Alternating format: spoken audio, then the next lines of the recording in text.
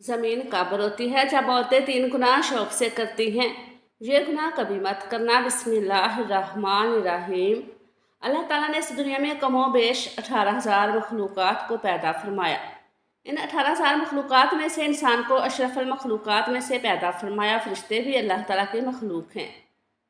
फ़रिश्तों को अल्लाह ताला ने अक्ल तो दी है लेकिन नफसानी ख्वाहिशात नहीं दी। जानवर भी अल्लाह ताला के मखलूक हैं। जानवरों को अल्लाह ताला ने नफसानी ख्वाहिशात तो दी हैं लेकिन अकल नहीं दी। दुनिया में वाहिद एक इंसान है जिसको अल्लाह ताला ने ना सिर्फ नफसानी ख्वाहिशात दी हैं बल्कि अकल भी अता की है। अकल अता करके अल्लाह ताला ने इंसान को 2 रास्ते दे दिए।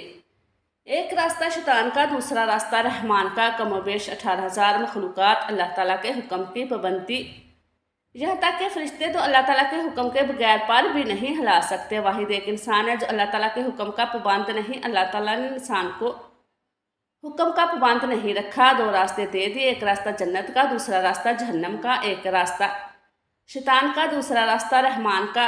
अल्लाह ताला ने इंसान को इतनी अजमत दी, इंसान को जितना मकाम दिया किसी भी मखलूक को इतना मकाम नहीं दिया। हज़रत इंसान ने इस दुनिया में आकर जिसको अल्लाह ताला ने पसंद फरमाया है, इंसान को अशरफुल मखलूक़ात बनाकर अल्लाह ताला ने हज़रत का लक़ब दिया। जिस इंसान को अल्लाह पाक ने हज़रत बनाया, इसने हज़रत ने इस दुनिया में आकर जो कारनामे सर अंजाम दिए किसी मखलूक ने सर अंजाम नहीं दिया। अल्लाह ताला की तमाम मखलूक़ात में से किसी भी मखलूक ने ज़मीन को मैला नहीं किया। वाहिद एक इंसान है जो अल्लाह की धरती के ऊपर अल्लाह की नाफरमानियाँ कर करके, गुनाह कर करके ज़मीन को रोने पर मजबूर कर दिया। ज़मीन को अल्लाह के आगे फरियाद करने पर मजबूर कर दिया।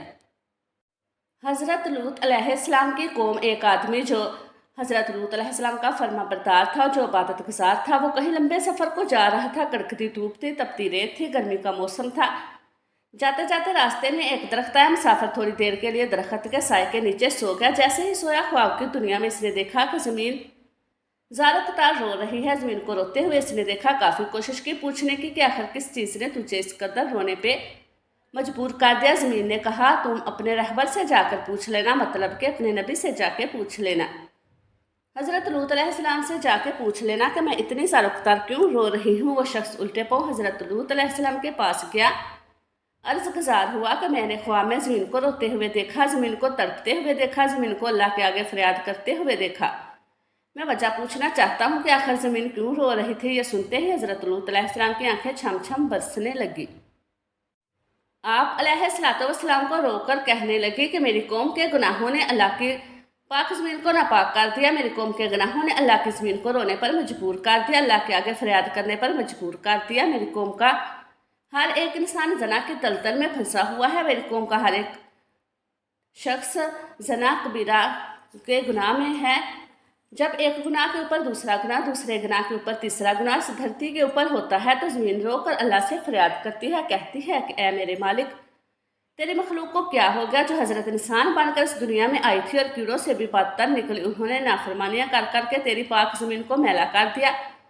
हज़रत शेख अब्दुल कादिर जिलानी रहमतुल्लाह अलैह फरमाते हैं कि लोगों, क्या तुम जानते हो ज़मीन कब रोती है? ज़मीन तब रोती है जब तुम्हारे घर की औरतें ये 3 गुनाह करती हैं। तुम्हारे घर की औरतों के 3 गुनाह ज़मीन को रोने पर मजबूर कर देते हैं। पूछा गया, हज़रत वो 3 ख़तरनाक गुनाह कौन कौन से हैं? फरमाने लगे, पहला गुनाह जो ज़मीन को रोने पे मजबूर कर देता है वो है ज़ना करना। जब एक मर्द एक औरत दोनों मिलकर बदकारी करते हैं, ज़ना करते हैं, ज़ना करने के बाद जब औरत गुस्ल करती है, पानी इसके सर से गुजरता हुआ जिस्म के एक एक बाल को छूता हुआ पैरों से नीचे ज़मीन पर जाता है, तो इस वक्त ज़मीन रोकर कहती है, चीख कर कहती है, मेरे मालिक, तेरे बंदों को क्या हो गया?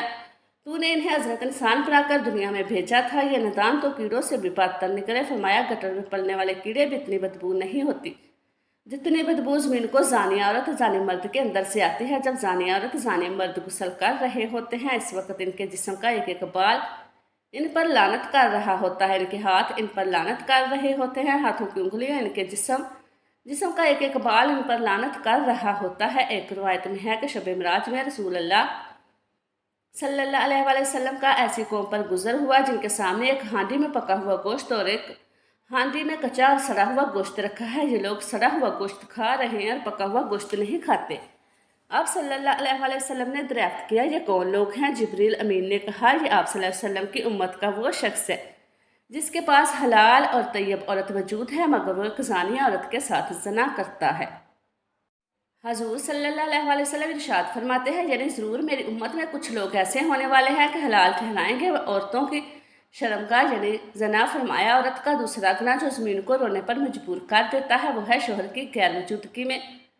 شوہر کی اجازت کے بغیر جو عورت گھر سے قدم اٹھا کر باہر رکھتی ہے، وہ قدم جب باہر کی طرف نکلتا ہے اس وقت دھرتی رو کر کہتی ہے، زمین چیخ کر کہتی ہے، او نادان عورت، کاش کہ تو جان لیتی کہ شوہر کی فرما برداری کا مقام مرتبہ کیا ہوتا ہے۔ کاش کہ دنیا میں شوہر کی اجازت کے بغیر شوہر کی غیر موجودگی میں گھر سے باہر نکلنے کی سزا کتنی ہے، تو گھر میں مر جاتی مٹ جاتی، لیکن شوہر کی اجازت کے بغیر اپنا قدم دروازے سے باہر نہ رکھتی۔ بیوی کا شوہر کی اجازت کے بغیر گھر سے باہر نکلنا حرام ہے، بس اگر وہ شوہر کی اجازت اور بغیر کسی شرعی عذر کے گھر سے نکلتی ہے سو نافرمان کہلائے گی۔ شوہر کی اجازت کے بغیر حتیٰ کہ اسے منع کرنے کے باوجود تمام شرعی طور پر جائز کاموں کو انجام دینا حرام نہیں ہے، جیسے مقدس مقامات کی زیارت، گھر والوں سے ملاقات یا پھر حصول علم کے لیے شوہر کی اجازت کے بغیر گھر سے نکلنا، مگر اس صورت میں کہ جب یہ چیز شوہر کے شرعی حق میں رکاوٹ بن جائے۔ فرمایا عورت کا تیسرا گناہ جو زمین کو رونے پر مجبور کر دیتا ہے وہ ہے پاؤں میں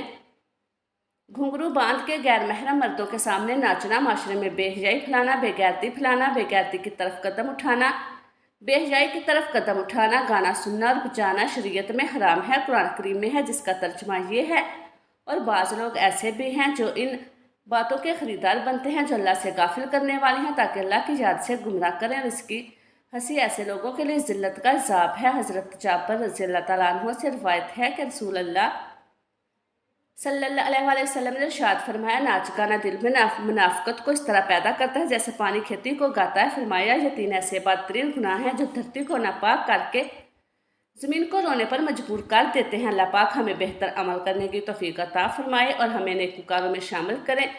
اللہ تعالیٰ ہمیں نیکی کی بات کو سننے، سمجھنے اور اس پر عمل کرنے کی توفیق عطا فرمائے۔ اللہ تعالیٰ میرا سنانا اور آپ کا سننا اپنی بارگاہ الہی میں قبول و منظور فرمائے، اور آخر میں اللہ تعالیٰ سے دعا ہے اللہ تعالیٰ ہمارا خاتمہ ایمان پر فرمائے، آمین۔ السلام علیکم ورحمۃ اللہ وبرکاتہ۔